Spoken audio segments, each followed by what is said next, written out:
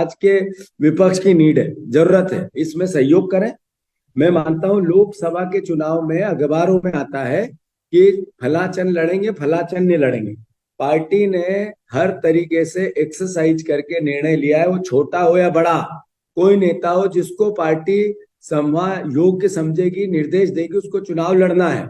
और सभी पार्टी के नेताओं से भी मेरा आग्रह है कि आप सार्वजनिक तौर पे ये अगर भावना आती है कि मैं चुनाव लड़ूंगा और मैं नहीं लड़ूंगा, इससे एक मोटे तौर पे गलत मैसेज जाता है। तो आप पार्टी के निर्देशों का हवाला देकर अपनी बात करेंगे तो हम पे भी कृपा होगी और इस पार्टी पे भी कृपा होगी। लास्ट में अनुरोध ये करना चाहता हूं कि पार्टी बिना अनुशासन से नहीं चल सकती है। वो कोई बड़ा छोटा नेता अनुशासनहीनता की बात करता है तो हम बार बार ये बात आती है कि इस पे कार्रवाई करें। मेरे पे भी प्रेशर आता है एज ए अध्यक्ष होने के नाते। और बड़े अगर अनुशासनहीनता करते हैं तो मैं मानता हूं कि वो एक संकट का विषय आ जाता है। तो अनुशासन मस्ट है, ये मेरे पे भी लागू होता है और पार्टी के हर कार्यकर्ता पे लागू होता है। तो कृपया करके इससे ज्यादा कांग्रेस पार्टी जिस चिंता में है, इससे बड़ी चिंता और कुछ नहीं हो सकती है। अनुशासन बर्दाश्त नहीं किया जाए, अनुशासनहीनता बर्दाश्त करने लायक नहीं रहेगी। मेरा आग्रह है, आप सबसे प्रार्थना है कि इसका हम सबको, मंडल अध्यक्ष से लेके प्रदेश अध्यक्ष तक, सबको ध्यान रखने की आवश्यकता है। मैं एक बार फिर से, बीजेपी ने एक मूवमेंट चलाया है छोटे स्तर पर, जिला स्तर पर या विधानसभा स्तर पर कांग्रेस के कार्यकर्ताओं को बीजेपी ज्वाइन कराना।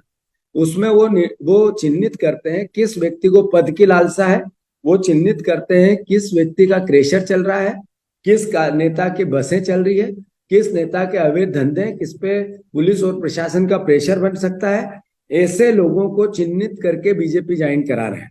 मैं मानता हूं कि हम सबकी जिम्मेवारी है जिला स्तर पर कि इस तरह की गतिविधियों में अपने कार्यकर्ताओं को बचाए, इससे वातावरण खराब होता है।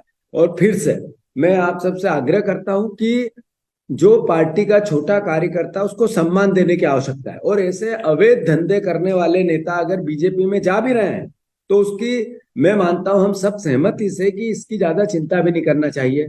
ऐसे लोग कभी वोट नहीं बढ़ा सकते हैं।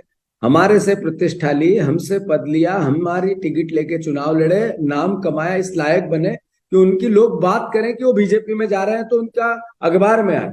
ऐसे लोग, अवसरवादी लोगों को अगर इस तरह की भावना है भी सही, तो इसकी चिंता का विषय मैं समझता हूं नहीं होनी चाहिए।